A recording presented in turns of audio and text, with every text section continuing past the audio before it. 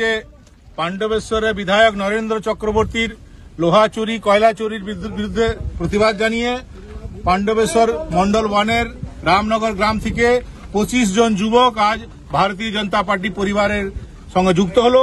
তাদেরকে দলের তরফ থেকে আমরা আমন্ত্রণ জানাচ্ছি, তাদেরকে দলের তরফ থেকে অভিনন্দন জানাচ্ছি।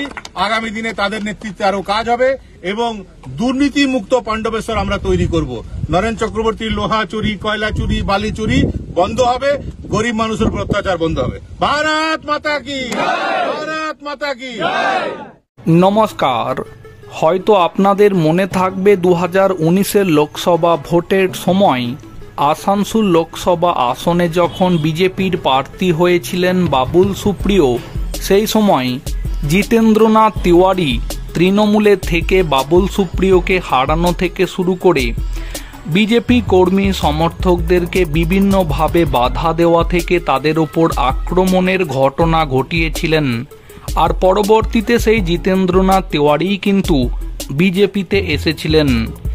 এখন কেন এই কথা বলছি, কেননা বর্তমান সময়ে যখন পাণ্ডবেশ্বরের তৃণমূল বিধায়ক আছেন নরেন চক্রবর্তী, তখন তাকে নিয়ে যখন বর্তমানে বিজেপিতে আসা জল্পনা তৈরি হয়েছে, তখন অনেকে বলছেন এই নরেন চক্রবর্তীর বিরুদ্ধে যেমন অনেক দুর্নীতির অভিযোগ আছে, একই সাথে বিভিন্ন সময় এই নরেন চক্রবর্তী বিজেপির কর্মী সমর্থকদেরকে মারধরের ঘটনা থেকে শুরু করে নানাভাবে অত্যাচার করেছে।